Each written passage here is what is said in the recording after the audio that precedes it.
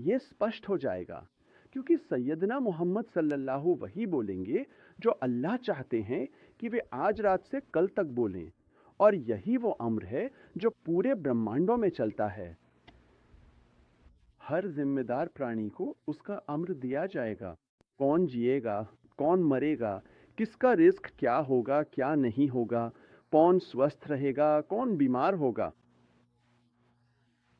जो अल्लाह चाहता और चाहता है वो सैयदना मोहम्मद सल्लल्लाहु की रूह पर लिखा और उतारा जाएगा।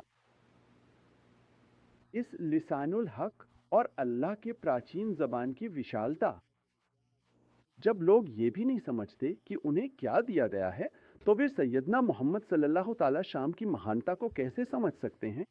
हमें एक उंगली और एक अंगूठा दिया गया है। अंगूठा क्योंकि तुम्हारी उंगली और अंगूठा, और इसी से तुम कोई बंदर नहीं हो, और इसी उंगली और अंगूठे से तुम लिख सकते हो।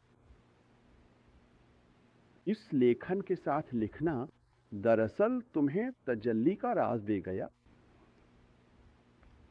क्या कभी हमारे तालीम के छात्रों ने इस पर विचार किया है? तुम्हारी उंगली और अंगूठा तुम्हें लिखने की क्षमता देते हैं। ये लेखन जो अल्लाह ने हमें दिया है तजल्ली का राज है। तुम उस चीज को प्रकट कर रहे हो जो इस धरती पर मौजूद नहीं थी।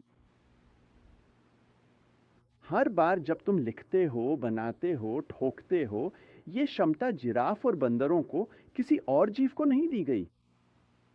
और जब अल्लाह चाहेगा, वला किल कराम लबनिया, मैंने तुम्हें एक ऐसी ताकत दी है जिसकी तुम कल्पना भी नहीं कर सकते। तुम वो औजार बन जाओगी जो मेरी हकीकत को प्रकट करता है। मैं तुम्हारे दिल में प्रेरणा डालता हूं और तुम्हारी दो उंगलियां उसे लिखती हैं और तुम उसे प्रकट करने लगते हो। ये एक तीव्रता है, और उसके लिए जिसे उंगलियों की भी जरूरत नहीं, उसके पास अब क्या है? क्या? Speech recognition. ठीक है, अब हम उस मुकाम पे पहुंच गए हैं जहां मुझे अब ये करने की जरूरत नहीं है। क्यों? क्योंकि हम अंत के करीब आ रहे हैं और अल्लाह चाहता है कि तुम पैगंबर सल्लल्लाहु अलैहि वसल्लम की हकीकत को समझो। तुम्हें टाइप करने की जरूरत नहीं है। टाइपिंग बोझिल और थकाऊ हो सकती है, तो अब तुम अपना डिवाइस उठा सकते हो और वो स्पीच रिकग्निशन करता है। जो कुछ तुम केवल बोलते हो वो प्रकट होने लगता है। अब तुम सैयदना मोहम्मद सल्लल्लाहु की हकीकत को समझते हो। अल्लाह उनकी दिव्य वाणी है। हमने पिछली रात कहा था, मैं तुम्हारे अस्तित्व के भीतर की भावना हूं। जब तुम रोते हो और प्यार करते हो और प्यार में रोते हो, तो मैं तुम्हारा आंसू हूं। जब तुम्हारे अंदर मोहब्बत और इश्क होता है तो वही मोहब्बत मैं हूं। जब तुम मेरे लिए खूबसूरती से गाते हो, तो वो आवाज और ऊर्जा मैं हूं जिसे लोग सुनते हैं। मैं तुम्हारे भीतर हर भावना और हर अच्छाई हूं।